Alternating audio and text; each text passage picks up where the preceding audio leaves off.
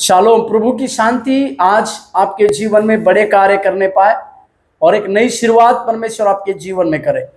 आज का आशीष और अनुग्रह वाला वचन भजन संहिता 119 अध्याय और 169वां वचन। भजन संहिता 119 वाला वचन।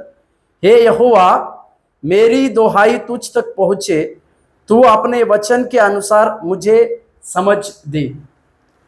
भजन संहिता 119 ये सबसे बड़ा भजन संहिता है और इसमें बहुत सारे वचन हैं। सबसे ज्यादा मतलब 176 वचन पाए जाते हैं।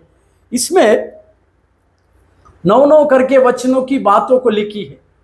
9 वचन युवाओं के लिए, 9 वचन जवान, 9 वचन वृद्ध लोगों के लिए, 9 वचन परमेश्वर से सहायता की याचना के लिए, 9 वचन परमेश्वर की व्यवस्था का न्याय के लिए और उसकी सुरक्षा के लिए। इस प्रकार से इस 90 अध्याय में कुछ वचनों को छांटकर परमेश्वर के इस सारे पवित्र शास्त्र की सारांश इस भजन संहिता 119 में पाई जाती है।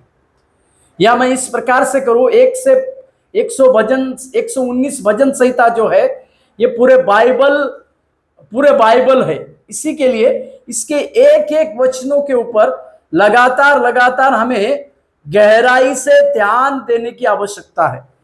यहां पर इस आखिरी के इस कुछ वचनों में सहायता के लिए प्रार्थना, इसके विषय में 9 वचनों को दिया गया है।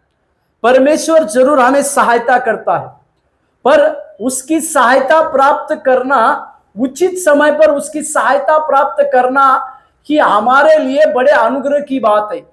इसी के लिए परमेश्वर के द्वारा हम उचित सहायता भी प्राप्त करने की जरूरी है। इसी के लिए यहां पर लिखा हुआ, हे यहोवा, मेरी दोहाई तुझ तक पहुंचे। हमारे जीवन जीते समय कई एक प्रकार की परिस्थितियां आएगी, कई एक परिस्थितियां इस प्रकार से आएगी जहां पर हमें मनुष्य की ओर देखने की आवश्यकता पड़ेगी, परंतु उस समय हमें मनुष्य को देखने की बजाय हमें लगातार परमेश्वर को दोहाई देना ही उस प्रकार से विजय प्राप्त करने वाली बातें हैं।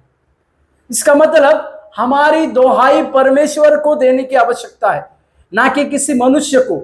जो लोग परमेश्वर को दोहाई देते हैं वे ना केवल परमेश्वर से उसका जवाब पाते हैं, परंतु उसके साथ ही परमेश्वर की आशीषें भी पाते हैं। पहली चीज परमेश्वर से ही दोहाई देना। दूसरा वो कहता है, अपने वचन के अनुसार मुझे समझ दे। परमेश्वर का वचन से ही समझ मिलती है, यानी हमारी प्रार्थनाओं का जवाब परमेश्वर इस वचन के आधार पर ही देता है। परमेश्वर उसके वचन को भेजकर हमें छुड़ाता है।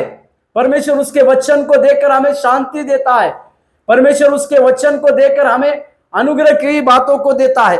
यहां पर वो भजनकार ये कहता है कि आपके वचन के अनुसार मुझे समझ दे। इसका मतलब दोहाई देना और परमेश्वर से समझ प्राप्त करने वाले वचन को अपने लिए लेना, ये हमारे लिए एक बड़े सौभाग्य की बात है।